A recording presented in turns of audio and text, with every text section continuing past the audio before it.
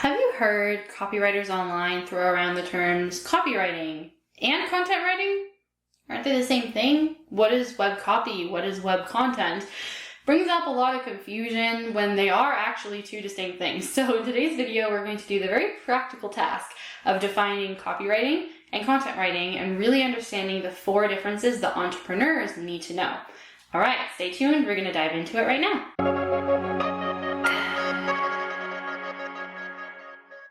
Welcome to my YouTube channel. My name is Emma Gibbons. I am a brand messaging strategist, a copywriter, and a copywriting coach for entrepreneurs like you. So you are in the right place. If you are interested in those subjects, copywriting, content marketing, etc., then please hit the like button and the subscription button. Subscribe below. Hit the notification bell so that you never miss a video. All right, let's dive in so that you know what the differences are between copy and content and really why that matters to you as an entrepreneur. So we'll start with one thing, which is both copywriting and content marketing are essential. They must be involved in every successful business.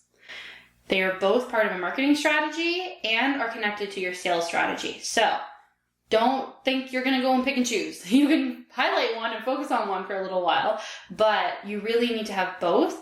The reason that we're defining the differences are so that A, you understand how it is that you can create both more effectively.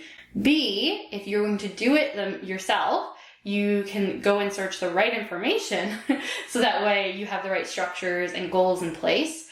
Or C, if you're going to hire someone to do it for you, you know how to hire. Like, you know who it is that you're looking for, and you can listen for key phrases or red flags. All right, copywriting. Copywriting is any writing that you're doing with the direct goal of making a sale.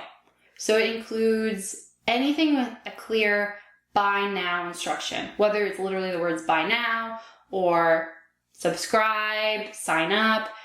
The specific words in this context don't matter so much. It's more about the fact that you're making a sale. You're selling them on providing you money, potentially time if you're selling them on attending a webinar, for example, or their information like an email address. I consider those last two copywriting as well, because those are things of value that you're asking for them to give you, especially if it's pretty early in your relationship. That requires some selling.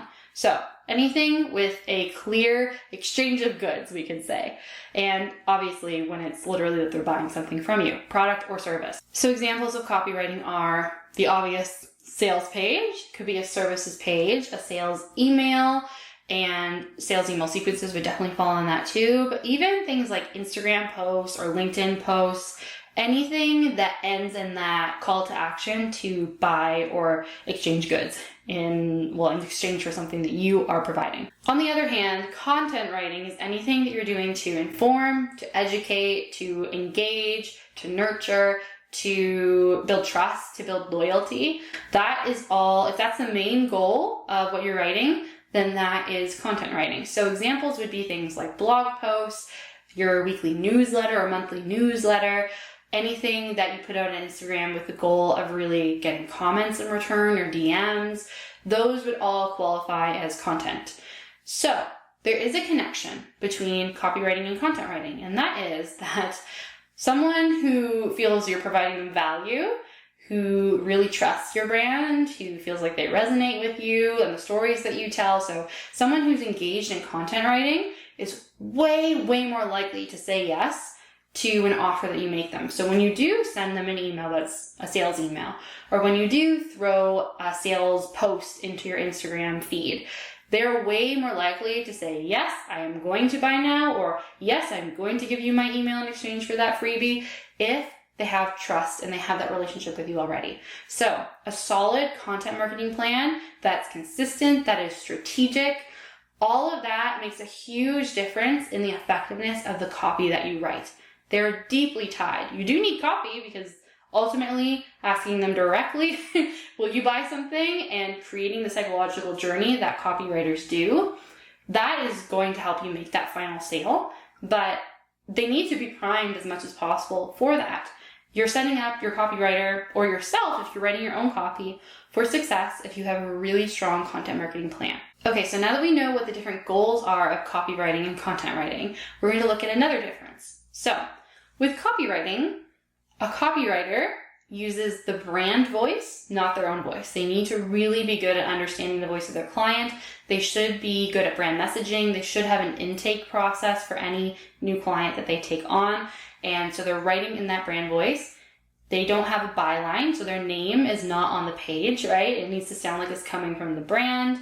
So they really have to get into the mind, not only of the brand themselves or the business owner, but also the ideal clients. They're speaking the right language to them, because there's a lot of psychology that goes on in copywriting. On the other hand, with content writing, you could have someone take on the brand voice and ghostwrite. So pretend basically to be the business owner or to just generically be staff at the company.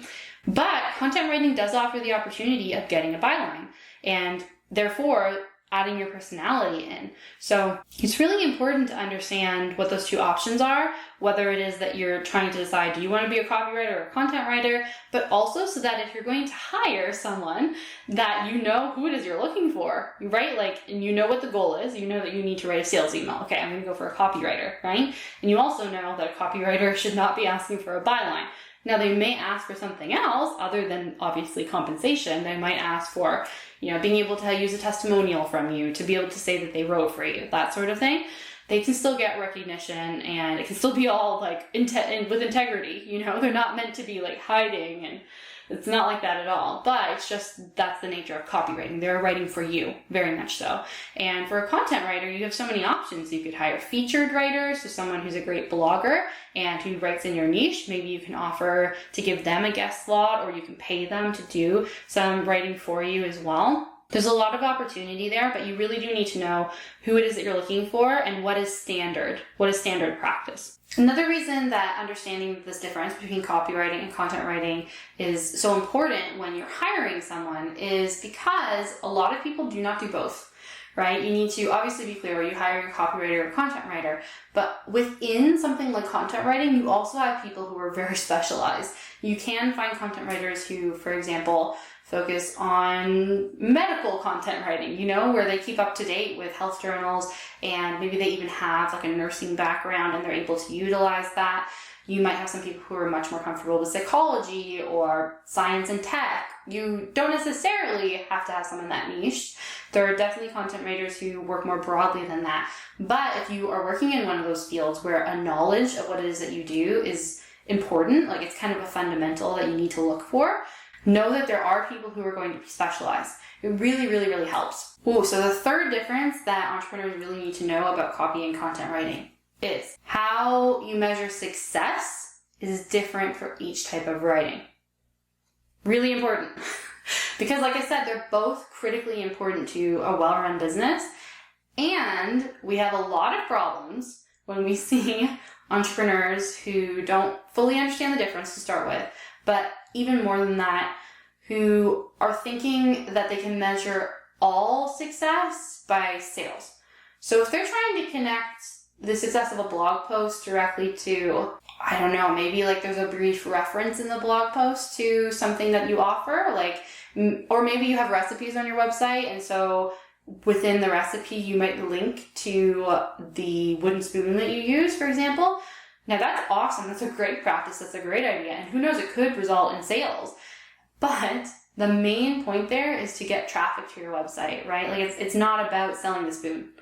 That would be the product page in that case. That would be copywriting. So when an entrepreneur starts to think that sales on the spoon or like clicks on the spoon to their cart, that's supposed to tell them if the blog post or the recipe was successful, that doesn't work because you're not measuring the success of the content marketing, right? Content marketing is measured in different ways. So of course, copywriting you can measure by things like click-through rates. So if you send an email with a buy now instruction or to learn more, to set up a discovery call, click-through rates can really tell you if that was a successfully written email. That also open rates themselves, right? If it's a copywriter who gets really great open rates, so their subject lines must be really strong, right? And if their subject lines aren't strong, you're also going to be less likely to get a good open rate.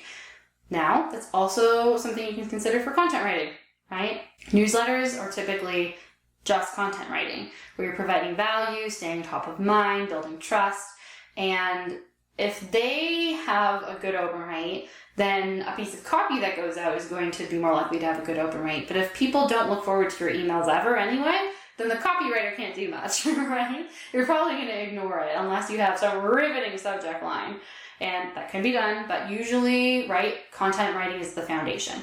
So you can decide if content writing was successful by things like open rates. You can also check read time. How long did someone stay on that blog post on your webpage? The longer, the better, right? They were enjoying it more. The longer they're on your site, the more likely they are to build that relationship with you, to then click onto another post. The longer they stay on, the more likely they are to buy. So read time is a really good measure for content writing. Another way you can measure content writing success is if you're on social media, you can see based on the engagement rate.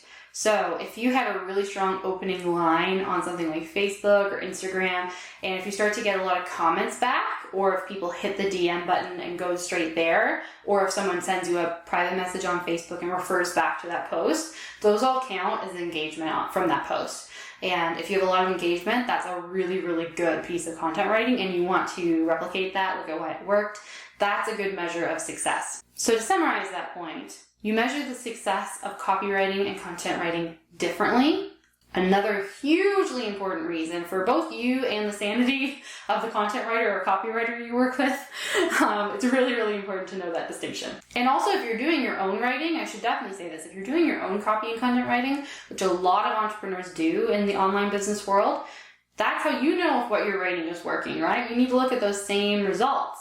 And you can definitely improve upon them when you have data to understand what is and what isn't working. The fourth really important difference is also when it comes to budget, let's say. So if you are going to outsource, copywriters are pretty much always going to be more of an investment.